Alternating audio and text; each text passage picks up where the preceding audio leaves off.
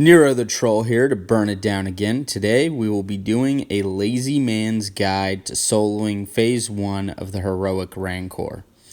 If you're looking at soloing past Phase 1, this is not the team for you.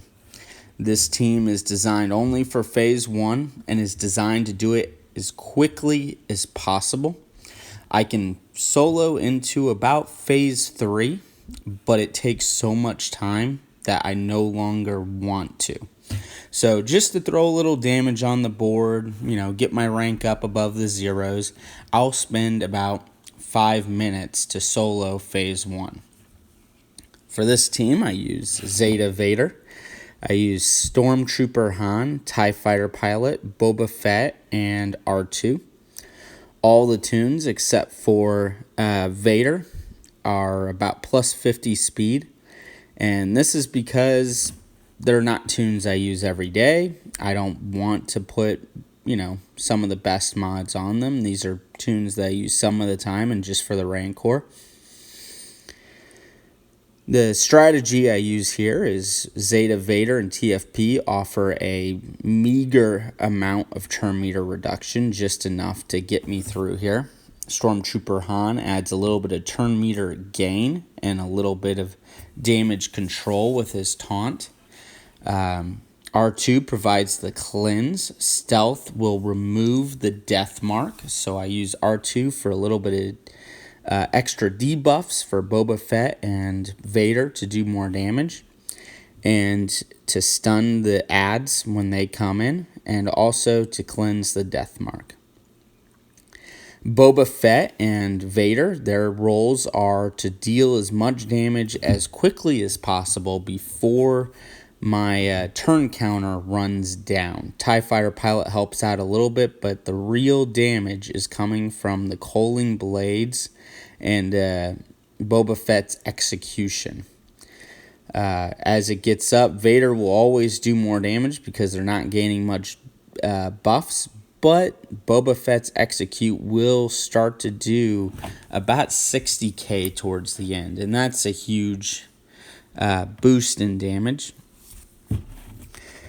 The strategy here is taunt whenever possible, get that debuff cleanse with R2, land as many debuffs as possible with Boba Fett. That's his basic, landing those dots that are undispellable under the Zeta Vader lead. I do not apply the speed down after the coaling blade because my goal is to get that damage in as quickly as possible. That speed down is less important than the extra 150% damage I'll get from those 3 dots, assuming they all land, which if there is a tenacity down present, it will.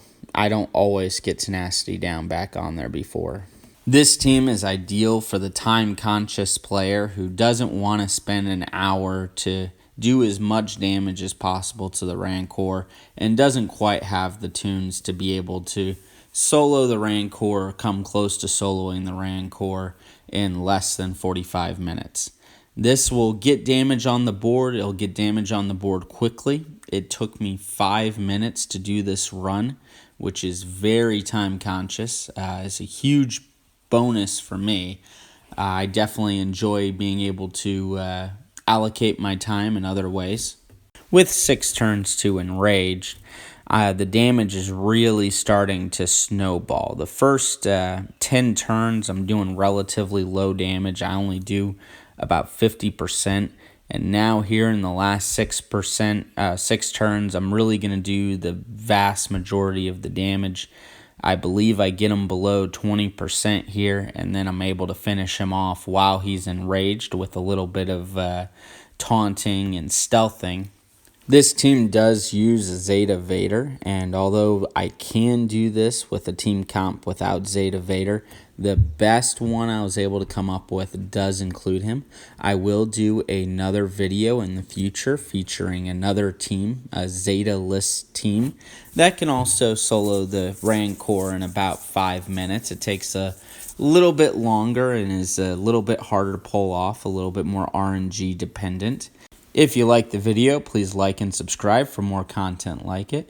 As always, please leave a comment to tell me what you think. I love feedback. This has been Niro the Troll, here to say, when life throws you lemons, do a barrel roll, Fox!